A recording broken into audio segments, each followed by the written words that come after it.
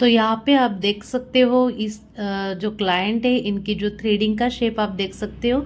एक बार आप देखिए, मतलब फ्रंट पार्ट में ये बहुत थिक आईब्रो है और जहाँ पे मतलब एंड पार्ट आता है लास्ट में हम जैसे ही जा रहे तो बहुत पतली होती गई है ये आईब्रो। तो hi guys, welcome back to the channel. तो आज मैं हमेशा की तरह आपके लिए आईब्रो रिलेटेड वीडियो लेके आई हूँ, जो कि है हमारा पार्ट नंबर 50। तो देखिए, इतने कम दिनों में मैं आपके लिए पार्ट 50 लेके आई हूँ। पार्ट 50 तक हमारे जो थ्रेडिंग के जो वीडियोस है वो चले गए। आप अगर नए हो चैनल पे तो पहले तो आप चैनल सब्सक्राइब कर लीजिएगा। और जो भी नए लोग हैं तो उन्होंने अगर पार्ट देखे नहीं होंगे ये वाले जो थ्रेडिंग के रिलेटेड, तो आप एक एक जाके देख सकते हो और थ्रेडिंग रिलेटेड वीडियो सीख सकते हो। तो यहाँ पे देखिए, जो एक्स्ट्रा लॉन्ग हेयर थे वो मैंने पहले ही कट कर लिए थे, उसकी शायद शूटिंग नहीं हुई उस क्लिप की। और यहाँ पे देखिए, आर्च पॉइंट तक मैंने एक वन लाइन में इनको जो एक्स्ट्रा एक्स्ट्रा हेयर है वो निकाल ले रही हूँ। तो यहाँ पे क्लाइंट की डिमांड थी तो उनको जो थ्रेडिंग है वो मोटी रखनी थी। तो आप देख सकते हो, तो हम लोग इनकी जो डिमांड है वो कितने हद तक कंप्लीट करते हैं। अभी देखने के लिए ये जो थ्रेडिंग है बहुत अनइवन है, फिर भी आपको ऐसे बहुत क्लाइंट आते हैं तो उनका जो डिमांड होता है आपको कंप्लीट भी करना पड़ता है, और जो अनइवन शेप है उसको बैलेंस करने का काम हमें करना पड़ता है। यही एक ब्यूटिशियन की पहचान भी होती है।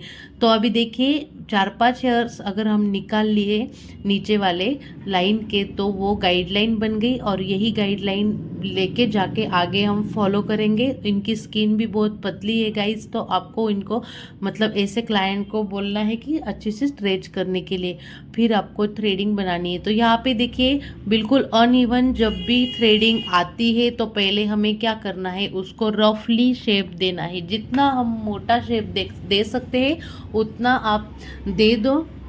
उसके बाद आपको क्या करना है, एक्स्ट्रा हेयर्स निकालने हैं और एक बार इसको अच्छे से देख के फिर उसको मतलब आपको सोचते रहना है कंटिन्यूअसली कि हम इसमें क्या मतलब कर सकते हैं शेप देने के लिए।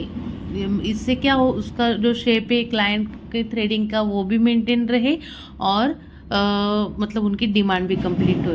तो अभी देखिए, यहाँ पे नीचे की लाइन में एक्स्ट्रा हेयर्स रह गए तो वो हम अभी निकाल लेंगे पहले फिर से। तो अभी जो एक्स्ट्रा हेयर्स रह गए उसकी वजह से जो थ्रेडिंग है वो बहुत थिक लग रही है, तो वो वाले जो हेयर से मैं अच्छे से निकाल ले रही हूँ। तो ये यहाँ पे देखिए, जो 2-4 हेयर्स की वजह से थ्रेडिंग बहुत थिक लग रही थी। तो अभी फिर से मैंने एक बार जो क्लाइंट है, क्लाइंट को मिरर में दिखाया था ये जो एक्स्ट्रा हेयर है वो कट करने के बाद, और उनको मैंने बताया कि आपकी जो थ्रेडिंग है वो जो फ्रंट में है बहुत ठीक लग रही है, और पीछे के जो एंड पार्ट में मैंने निकाले भी नहीं है तो उसमें पतली की पतली वो दिखाई दे रही। तब उनको जाके एहसास हुआ, तो उनको मैंने मतलब परमिशन लिया कि जो थोड़ा सा एक लाइन हमने अगर फ्रंट में क्लियर की तो वो जो थ्रेडिंग है वो बिल्कुल इवन बन जाएगी और अच्छे से शेप भी इसमें आ जाएगा। तो उन्होंने भी मुझे हाँ बोला, और तब जाके मैंने जो नीचे की लाइन की जो एक्स्ट्रा एक्स्ट्रा जो एक ही लाइन में निकाल रही हूँ, जैसे कि आप देख रहे हो, तो एक ही लाइन में जो हेयर्स आ रहे हैं तो वही आपको निकाल लेने हैं नीचे वाली लाइन में। ज़्यादा आपको छेड़ना नहीं थ्रेडिंग को। देखिए आप, अब आपकी जो थ्रेडिंग है क्लाइंट की वो बहुत अच्छे से इवन बन गई है और प्रॉपर भी लग रही है। तो देखिए, जो एक्स्ट्रा हेयर्स फिनिशिंग में जो थोड़ा सा ये कर रहे हैं, डिस्टर्ब कर रहे हैं, तो वो हम अच्छे से कट कर ले रहे हैं यहाँ पे। तो अभी हमारा जो काम है राइट थ्रेडिंग बन गया है और काम भी बिल्कुल आसान हो गया है। अभी हम लेफ्ट थ्रेडिंग को आसानी से शेप दे सकते हैं गाइज। तो यहाँ पे एक्स्ट्रा लॉन्ग हेयर से वो कट कर लिए मैंने, और उसके बाद मैं लेफ्ट थ्रेडिंग को शेप दे रही हूँ। तो एक्स्ट्रा एक्स्ट्रा देखिए, बहुत छोटे छोटे हेयर्स इनके थ्रेडिंग के ऊपर है, वो मैं पहले क्लीन कर ले रही हूँ, और साथ में ऊपर का जो शेप है वो भी दे रही हूँ। अब अभी मुझे नहीं लगता है कि आपको ज़्यादा एक्सप्लेनेशन देने की ज़रूरत है। यहाँ पे अच्छे से मैंने बताया है राइट थ्रेडिंग में कैसे क्या करना है फिर भी एक बार।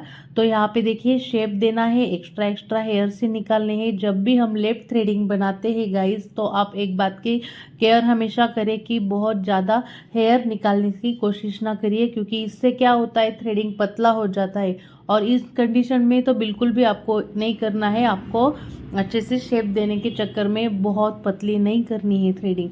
तो अभी देखिए काम आसान हो गया है, तो हम गाइडलाइन जो है मेज़र भी कर सकते हैं, क्योंकि हम राइट थ्रेडिंग बना चुके हैं। तो उसके ही थिकनेस में हम इसको ऐड करेंगे और थिकनेस उसकी यही रखेंगे। तो हम एक्स्ट्रा हेयर्स निकाल ले रहे हैं, गाइडलाइन बना रहे हैं साथ साथ में, और जो एक्स्ट्रा हेयर्स है वो भी निकाल ले रहे हैं। तो देखिए ये थ्रेडिंग बहुत अच्छे से बन रही है।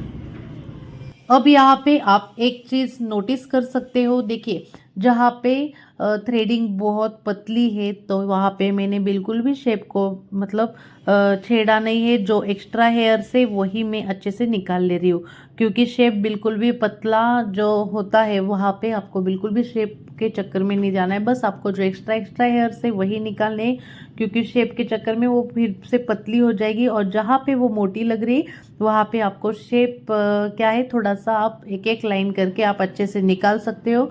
इससे क्या होता है कि हमारी जो थ्रेडिंग है वो बैलेंस भी हो जाएगी, शेप भी अच्छा लगेगा, मेंटेन रहेगा, और क्लाइंट भी हमारा खुश रहेगा।